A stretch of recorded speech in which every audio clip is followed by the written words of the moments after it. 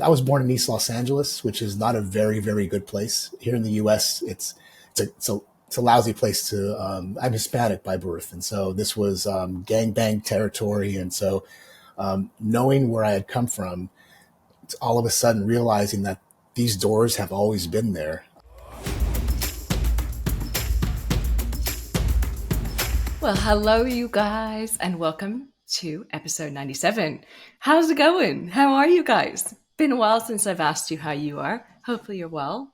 I mean, obviously, we all ride the ups and downs and craziness of life and business, and hopefully, you're doing okay in those ebbs and flows.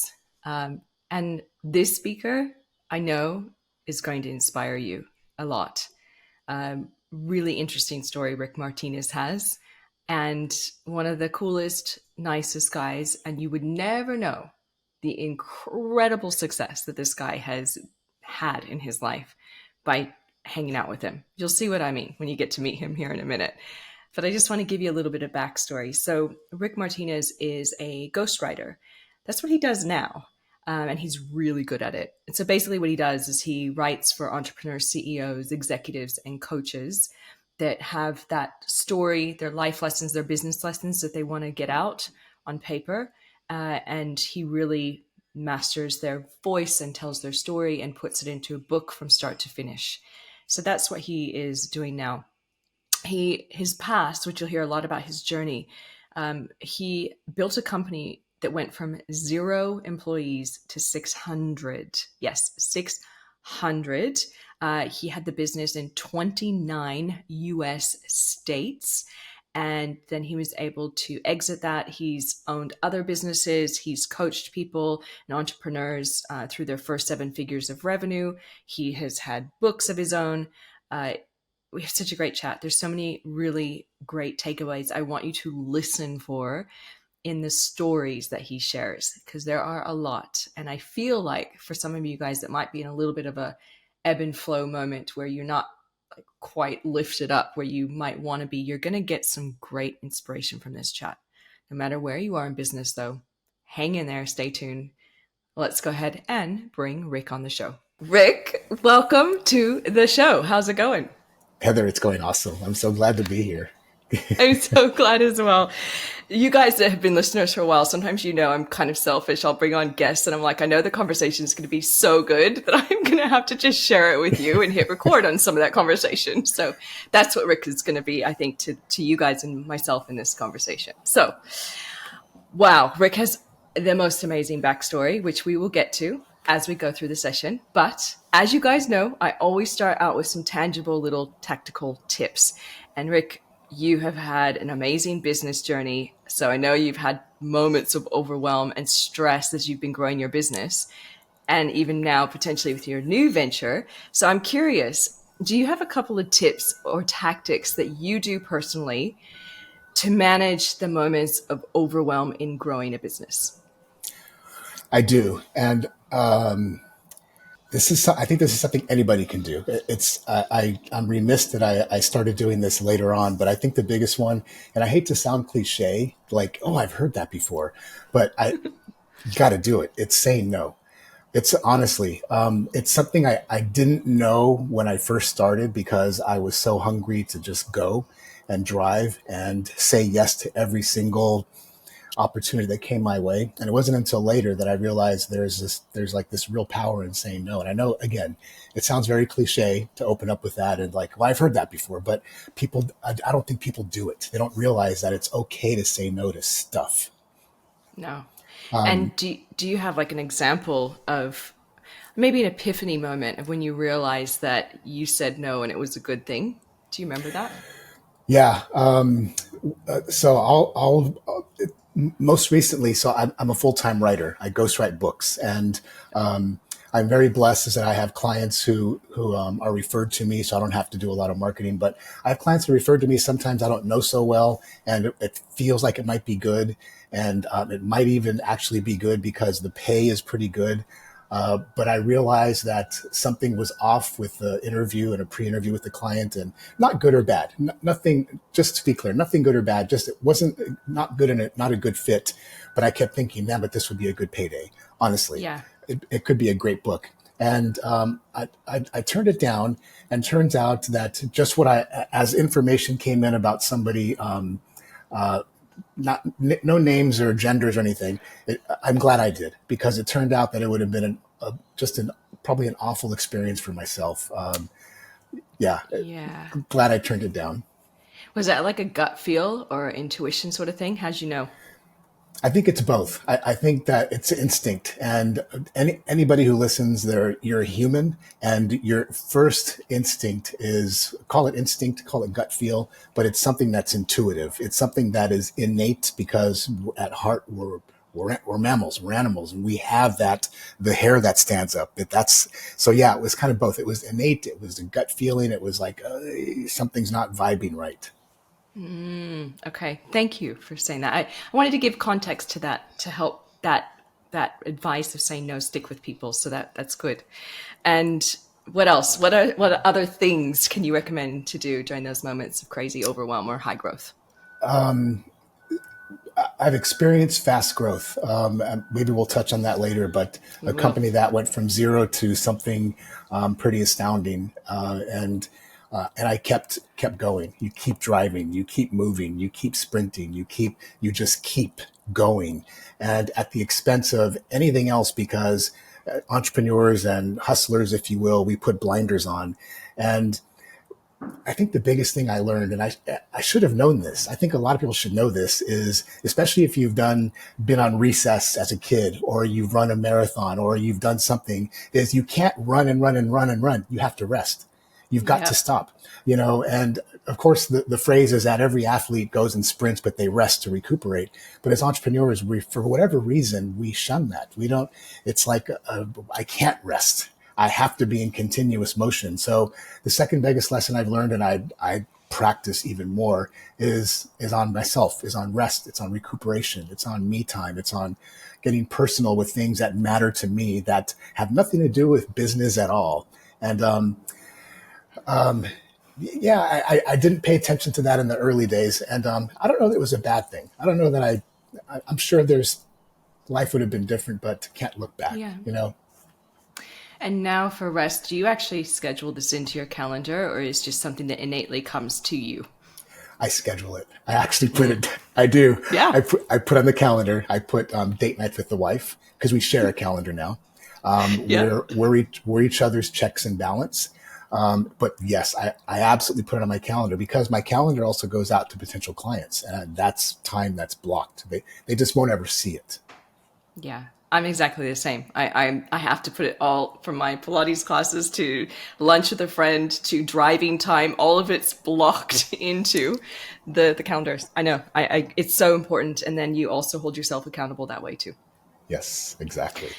Any other tips that you have for us? Moments of growth. I do a lot more of it now, and that's outsourcing. I know that Ah, there's things I'm really really good at, and there's things that I know I'm bad at. And in my early days, when I was a solopreneur, before we had a team and lots of employees, I felt like I had to learn to do everything, from accounting to books to sales to marketing, because I'm the guy. I was the yeah, person. I was the tip of the spear, and I always knew that I was really good at certain things. And what I learned was I doubled down on the things I was bad at. For me, it's the numbers part, the balance sheets. It's understanding the whole. That's why accountants exist and bookkeepers. But I wanted to get real good at that, so I read books and I did all this, and I increased maybe, I don't know, this much. If anybody's listening, when I'm saying this much, maybe 1%. yeah. Whereas the lesson I learned was, if I had taken that same energy and put it into the things I was good at, I would have exponentially gotten better. And who knows what could have happened. So I guess the words that might resonate with entrepreneurs or people in the grind, so to speak, are learning to outsource and to delegate things, and don't take it personal. I, I think the mindset is, it's going to take me too long to teach somebody. Plus, they'll never do it as good as me. But the fact is, there are people whose that is their gift, the things you're bad at. I love that you said that. One of the biggest sort of phrases going around from a lot of entrepreneurs, probably been going around for a while, is don't focus on the how, focus on the who. Have you heard that before? I haven't, but I love that. I'm going to steal that. So good, right? Yes. It's something that I've been really focusing on in the last year or two in my life and business. It's like, yeah, in the past I'd buy courses and I'd try to learn stuff. And yeah, I joined an accounting group as well to try and get my head around all that stuff that doesn't come naturally to me. It's not my gift. And then I overwhelm myself even more because I'm like, oh, I'm not good at that, and beat myself up. So thank you for sharing that. So good. So important. Now, you have quite the story, and we're going to talk about that because you built a company up to, was it 600 employees? 600. Yeah. Oh my Yes. Lord. Okay. So Rick, okay, tell us about your journey because you just said at the start you are a ghostwriter and you're a writer. But before that, what happened? So I'm I've been a registered nurse, and so I have my 4 year degree, and I'm not sure if the same. I think Australia might have the same. I have a bachelor's degree in nursing, and I got my Yeah, degree almost 30 years ago. So I'm actually a nurse by that's so cool. vocation, by training, by my career choice. I'm a nurse, and it's a good job. It can lead to a good career, a nice 20 years or whatever, 25 years, and you punch out and you retire and golf. And that never sat well with me. Um, Hmm. I couldn't imagine a life where, again, great job, where I had to punch in, punch out, and get a 401k and get the accrue my PTO and time off and go on vacations and blah, blah, blah, blah, blah. Even saying it's like, ew. So I realized that it was this whole dollars for hours conundrum I was stuck in. I could never make more than a facility wanted to pay a nurse. And I could never make more based on the number of hours I could work, which is 40 in a week. Or even if I Yeah. work 7 days a week, I was still trapped. And so I thought, how can I do better? Because I wanted more. Not a matter of selfishness or ego. I just knew that there was more out there.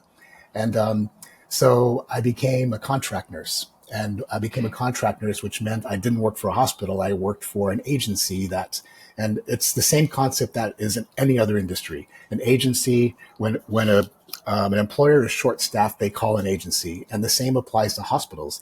And because we're usually called at the last minute, we get paid more. And I'm like, Yeah. I'm making more money, but I was still trapped by dollars for hours. And I thought, how can I do better? And so I started doing travel nursing, and travel nursing is a big deal. And then I became a strike breaking nurse. So nurses go on strike, and Ah, my hourly rate would increase, but I was still trapped. I still right. had an employer, and I still had the number of hours I could physically give. So one day I was walking out of a contract, not walking out, I was leaving my shift, and the director of nursing was coming across the sky bridge, and she said, "Hey, Rick." And I said, "Yeah." And she goes, "We want to renew your contract."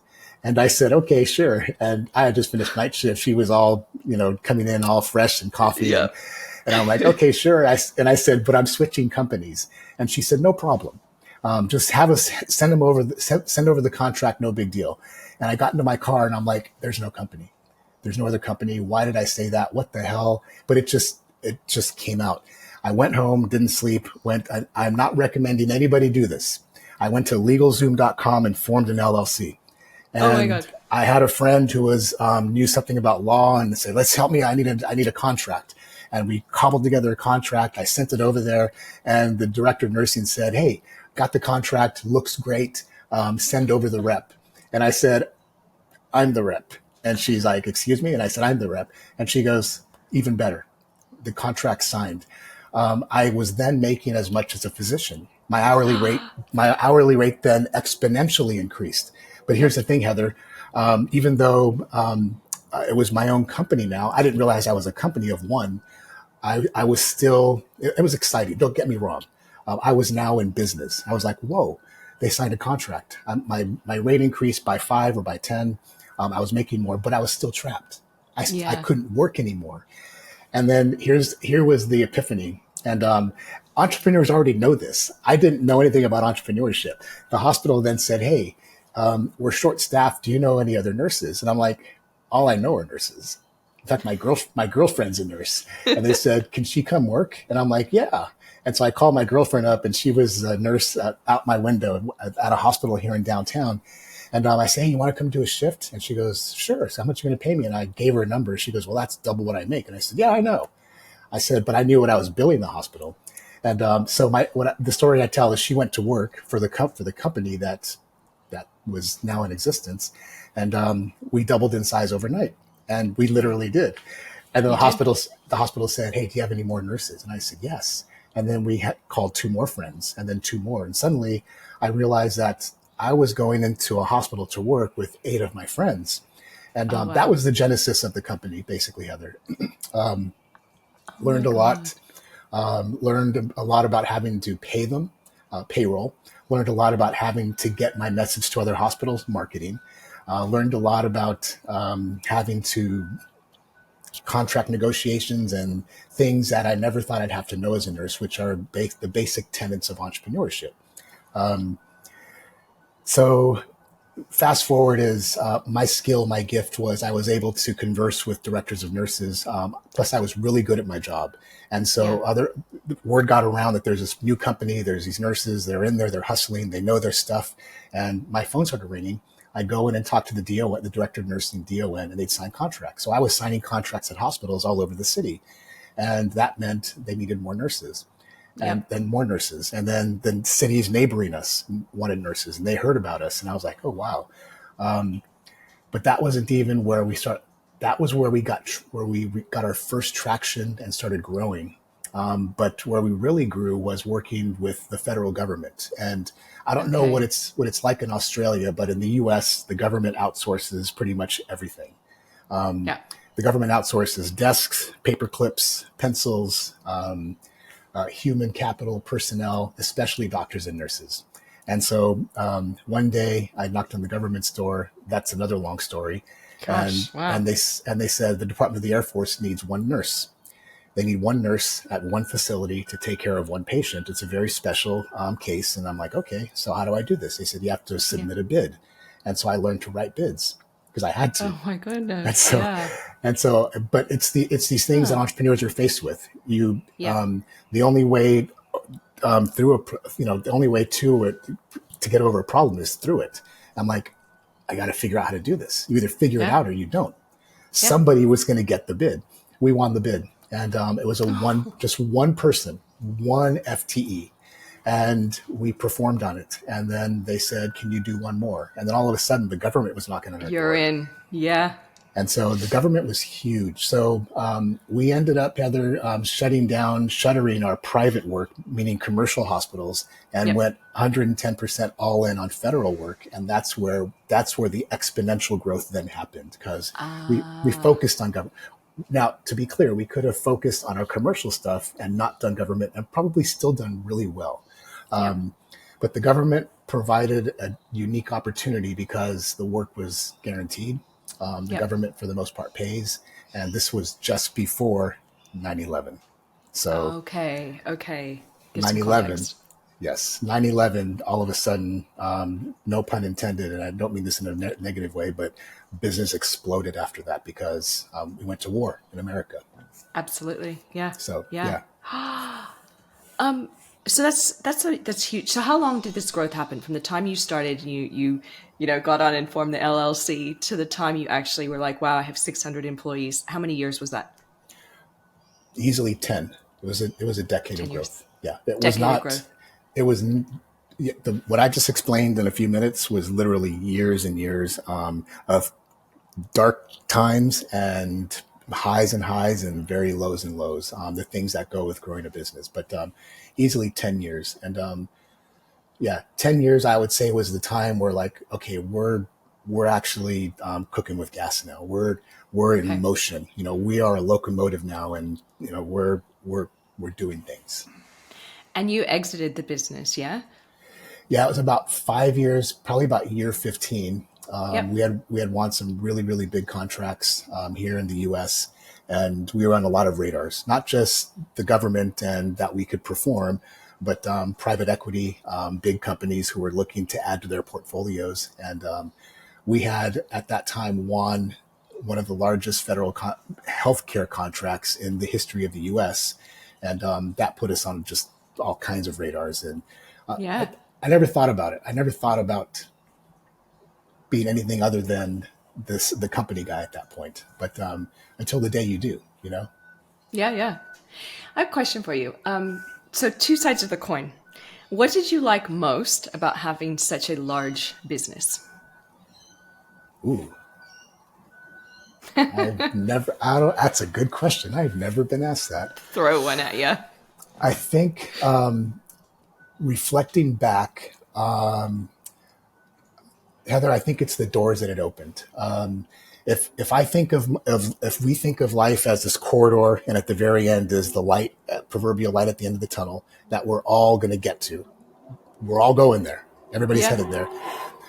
Many times, I believe that, and a lot of famous authors have written about this, how we meander through life, not really living it. And if life is this corridor, all of a sudden, being the founder and CEO of now a company that was on a lot of radars, in that tunnel, in my mind's eye, doors were opening. And I never knew doors were there. These were doors I never knew existed. These were doors of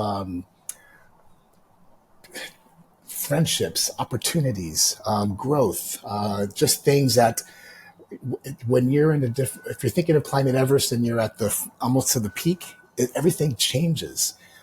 It's the view's different. Everything's different. And so I think that's it. I think the question was what I miss most, or What did you like most about I think it was having? that. It Yeah, the was, doors. yeah. I was born in East Los Angeles, which is not a Yeah. very, very good place. Here in the Yeah, I know U.S., it. it's a, Yeah. it's a, it's a lousy place to, I'm Hispanic by birth. And so this was Yep. gangbang territory. And so knowing where I had come from, all of a sudden realizing that these doors have always been there. I think that was it. It was incredible. It's like, which one do I Ooh. want to walk through? Which one do I want to open or kick down? Or now that I know they're there, and then even more so is what other doors are there? You know? These doors have always been there. That is Yes, gold. That right they're there. they're there for anybody. Ooh. Flip side of the coin, what was the most challenging or hardest thing about running a company that size? I'll give you a story as an example. Sure. This was probably about 6 years into our growth. We had a small office staff. I had an office. I'm trying to remember my wife's office. She was office with our recruiters. So there was like 4 people in one room, and nurses would come in and pick up their checks because we would do a daily pay. And I'll never forget is that a nurse walked in, and we had a lot of employees. My wife knew them all because she was not only our lead recruiter, she was our operations. She did an entire part of the business to this. I digress, but she's being recruited for to this day. Yeah, okay. She was my girlfriend that we got married as the business Yeah, grew. nice. But yeah, and it was about 6 years in, and I wore a suit and tie to work, and I was in my office, and I heard the door ding, and the nurse walked in, pick up his check, and my wife. I could hear them talking, and then he asked. He didn't know it was my wife. He just thought this was the operations, the business office manager, and he said, "Hey, how come we don't get free gym memberships?" And I put my pen down, and I kind of peeked my head over because I was like, "That's an odd question." And the person was saying to my wife, yeah, he says, I heard that the owner of this place owns gyms. And we did. We own CrossFit gyms. So we ended up Okay. opening up other businesses at the same time. And Okay. so how come the nurses who work here, who bust our asses for him, don't get free gym memberships? And I thought, Ooh. I didn't, even as I'm telling you, Heather, I wasn't sure how to receive that. Yeah. Should I be angry? Should I give them free stuff? You know, I Yep. mean, I'm a nurse too. And I could tell just because I know my wife, she didn't know how to respond. And my wife just said, well, what do you mean? And my wife doesn't pull any punches either. And it was obvious he did not know he was speaking to my wife. And he said, well, I heard that the owner is making bank off of us. And you could tell there was a little bit of bitterness in the voice. And then my wife said, well, he's a nurse as well, and that he started the company from nothing, and he's built it, and he works as hard. He just doesn't work as much as a nurse. And he says, yeah, but still, we deserve more. because we're the ones out there. And the conversation went on for a while. And after a minute, he left. He got his check and he left. My wife came in and she's looked at me and she said something like, "That son of a bitch." And I was like, I was hurt Yeah. because I always thought that these were my people, that these were my nurses. I didn't build my backs off of them. I built it off my back for them. And I always had that mantra. I believe that was the reason why we grew so much, is because I wasn't business minded. I was people minded. Yeah. Our mission was, we take care of people in beds. When we worked with the government, we weren't a staffing company. And I told the federal government this: we're not competing with the other staffing companies. We're taking care of soldiers in beds and their families. That is my mission. And I was an Army nurse myself. Wow. And that's my mission, to make sure that soldier has the best life ever because of the people who are working for my company. If you want a staffing firm, there's 50 of them out there. If you want somebody who gives a shit about the soldiers and their families, I said there's only one option. Yeah. And so that was my mantra. And when he said that, Heather, I was like, am I That doing would something hurt. wrong? I questioned my everything. Yeah. Today it's different, because now I don't know whatever happened to him. I never thought again about it until people ask, like today. But I let here's the lesson, and I forgot what the question was, but here's the lesson: is it's called the 80-20, the Pareto principle, right? Is Yep. That's the one. is we will spend an inordinate amount of time on the 20 and forget about the 80. It has to do with employees. We let the best employees do their thing and we focus on the bad apples, and the best employees leave. Mm. And so I spent this incredible amount of time focusing on what this one guy was saying. And I forgot about the other 100 nurses who were doing a bang up job and living the mission and doing the things because they knew who we were at our heart. And my regret was I spent too much time thinking about what that son of a bitch said, instead of saying, you know what, fire him, or you know what, he can go somewhere else, or you know what, Yeah. he can, whatever it is. There are so many people that needed to hear that story right now. So thank you for pulling that out and sharing that. And the question was, what was the hardest moment? So you answered that, and then you give some great advice around the 80-20 rule. So thank you. Yeah. We have to talk about the writing. Obviously, that grant writing that you did, bid or whatever you did, something about that. You're like, I want to write. No, I'm just kidding. But I do want to know, like, how did you transition from nurse and running this huge company to being a ghostwriter? What happened? So they say follow your passion, never work a day in your life. That's crap. Yeah. If that was the truth, I would be sitting here talking to you with tequila and donuts, and I would have no future, no doors opening, because my passion is good tequila and I love donuts.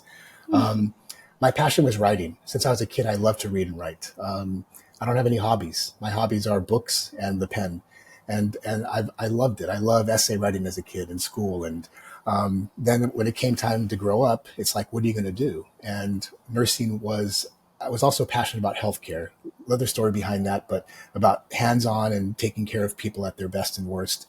And writing kind of Yeah. took a back burner.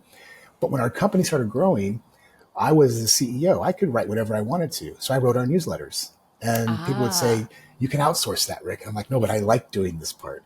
So I yeah. wrote our newsletters. I built our email list, built it to now I realize the importance of an email list. And love writing the newsletters, love writing our daily emails, love writing our blogs. I love that. So I always kept my foot, if you will, or my hand in that writing world.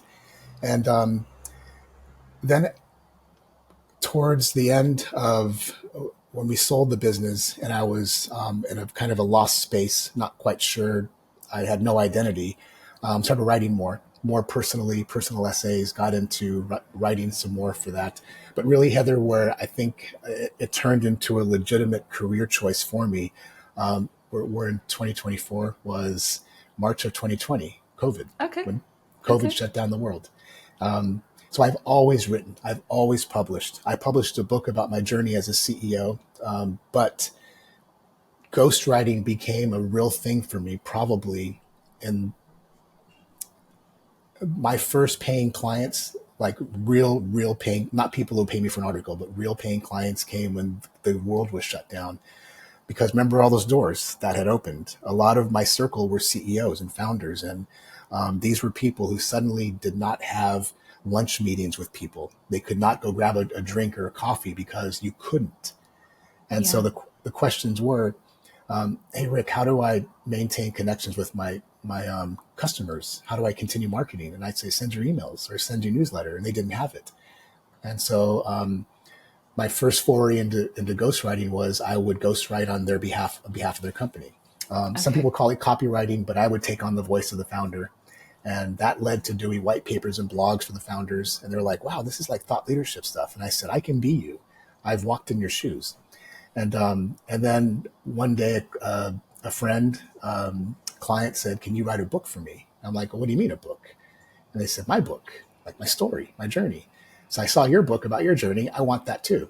And so that's where I am today is I found my footing into ghostwriting books for um, entrepreneurs and founders. And that's, in a nutshell, that's how it happened. So, what's the name of your book that you released? Oh my God. It's on, I have an Amazon author page. Okay. It's one of those things I look back on. I'm like, I cannot believe the book is very personal. The title, the cover, it's like, why did I do that? I would never advise a client to do what I did with their book. And that was my mistake. It's called The Power. It's the word is BINK, Bink. And it's the power. It's life-changing moments. I can't even remember the title. It How good's is, that? but it's actually, it's still on my author page. Okay. It's not all of that. I will say that to this day, Heather, that there's a company here in San Antonio, and the founder's a friend. He says, Rick, a few years ago, he said, I just want you to know, he goes, I make every one of my new employees read your book. And I said, what? And he said, I do. Every new hire, I buy them a copy of the book, and we have it on our books. And he showed me his office. He goes, they have to read it. I'm like, why? He goes, because the lessons that you talk about, the trials and tribulations of building something, he says, these are real. And he says, because I know you, like I was there. He was a competitor he was a friend. He says, I remember all those times. He goes, so I have him read your book. I'm like, wow, wow. So, That's so um, good. yeah, And we know so interesting is how you're hard on yourself about your own book. I find that we all do this weird stuff to ourselves, don't we? yes, gosh, I know. Like, why did I do that? So, okay, so now when you're ghostwriting for somebody, do you what's the process do you do? Do you actually do the entire writing and then do you have a team around you to help publish the book? What's your role in the whole journey? I take the lead, and I pretty much I'm the only point of contact with the client. So Nice. two answers. Yes, I do work with editors, but for the most part, they interface with me all the time. I take it very Okay. personal. I want to be in their shoes, almost literally. I want to know everything about them. So the process, if I just extrapolate and give you the peaks, is first, there's got to be a good fit.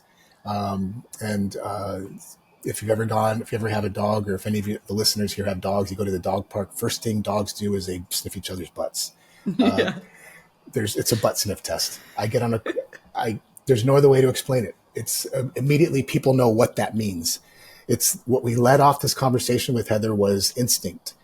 That first conversation, it has to be on Zoom. I don't want to meet him in person, because it goes into, how's the family? Hey, you need some cream for your coffee? And then somebody walks in, and it needs to be me and the person.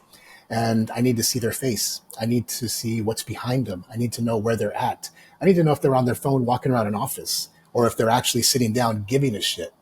Yeah. Because if they are, it's all of these tiny, tiny, tiny nuances that start to feed me and let me know, I don't know. All of a sudden, this butt doesn't smell so good. You know what I mean? On the email they sent, it was all roses. It was like, this is a nice butt. But all of a Yeah. sudden, let me leave that analogy alone now. Sorry. I'm loving it. Okay, It's making me but laugh. It's so good. you learn so much more when you're on a call like this, because there's just more. Your Yeah. every sense almost is in play, and so it's got to be a positive conversation. And then if it is, then we come to an agreement. And if when that happens, then we start interviews. Interviews could be 8 to 12 interviews, and that could be 1 to 2 months. Once the interviews are done, then we go into the drafting stage. We meaning me, and I literally write. I write, and I have hours of interviews, and it's extremely tedious, but it Can is. imagine. And then I do a lot of research because during the interviews we get very close. Part of that initial dog in the park test, if you will, is I have to know that they're okay crying in front of me. Yeah. Okay. I'm not literally making them cry, but it's a sense you get. Are they willing to open it all up? Because if they can't, their story isn't going to be it's going to be the truth. It'll be a partial truth. So usually Wow. when we've the clients I've worked with, they already know that they're going to have to open it up, and they do. And sometimes they'll say things that they had forgotten, and that leads me to when I capture it, researching. And then when I research, I'm like, oh my god, I can read on Google the good, the bad, and the ugly of that time they mentioned or the place they were at, and it just adds more and adds more and it adds more and things, and all of a sudden what was just a story they shared all of a sudden became a book that's going to be part of their legacy. So, Oh, but the writing part is many months long, and then I'd imagine it'd be huge. Yeah. it is. It Yeah. takes a long time. Yeah. And then the whole publishing part, we handle all that to include the cover design and the title. Oh. That's something I do not let them do on their own. They can, but I'm like, this is the mistake I made. Go to my Amazon page. You don't want that. So that lives forever. So you do all you have the team and you help put together the cover and everything for them, Yes, and then when they are done, they're this is what they get. They don't get this. yeah, Not this book. This is a friend of mine's book, and a full I'm not book. responsible for that. They don't Yeah. get. So I keep this as an example. Okay. This is was my first book. This is what I got because I worked with the ghostwriter. I did. Guys, it's just paper with like a paper clip in a folder. No, Just so it's you a know. real. Isn't It's it? my manuscript. Your manuscript. It's Oh god, yeah, it's got it. it's my legit So that's what you manuscript got. from my very first book. I Oh, worked that's with so a cool. ghost. That's actually yours. Got it. This is it. I've kept it This for. This is the book on my Amazon page. This is the that's so actual cool. manuscript. But Oh the my thing god. is, Heather, is most ghostwriters. This is what they hand to you. Yeah. It stops there. This is what people want. They don't want Yeah. this. They want No. that. And so we go all the way home. We cross the finish line with them. So you literally get it out there on Amazon, published, whether Kindle, hard copy, whatever they Yes. want. Yeah. We'll do all that unless they want to do it themselves. But otherwise, my promise to them is they will have something they give to mom. So Love it. And do you help with any of the marketing or the launch behind it, or is that another I can give them type thing? advice. Yeah. Advice, but that's where kind of going back to the early part, gifts versus like things that are painful. Yeah. So I was hoping you were going to answer it like that. yes. I was testing you, Rick. Oh no. No. That's amazing. How many books have you written since you started this back in 2020? Total. Let me put my screen up, son. If it starts to get dark in here, let me know because I realize the sun's setting behind me. We're good. Looks good. I Okay. can see you. I think total probably. I've never tallied them up. I'm looking at my shelf. I've written probably total of 9, 3 of my own, and then Yeah. actually 4 of my own, and then probably about 5 for others. And I have 2 in progress right now as we speak. Amazing. So I can imagine you're particular by the sounds of it. You're saying no, as you said at the start, and you're particular, right? You want to choose people that, like you said, the butt test. It work. They Yes. work. You know that they're going to be open. You know they're going to be vulnerable, and that you can actually do something incredible for them. Yes. Yeah. Love I it. take this as personal as I did when we started our Yeah. first company 20 something years ago. Yeah. Oh, wow. What a journey you have been on. I mean, It's not over I yet. mean, oh no, Oh, and is there anything else in the works? I mean, there probably is for you. Like, any other plans, any other interesting ventures, or are you really solely focused on this for right now? so yes and yes. Right now, I'm Okay. focused on this, and I say that because a client might listen to this and go, "Focus on my book, Rick." But no, I'm focused right now. Writing is it for me. That's what I'm doing. But Yeah. I also but I also believe that life should be a series of commas. We should, again, going back to I could have been a nurse for 20 or 30 years, and then I would have been known forever. And on my tombstone, he was a great nurse. I want to be a nurse, and I want to be a writer, and I want to be a whatever, and I want to be a whatever. I want to Yeah. be an entrepreneur. There's no rule book that says you can only be one thing.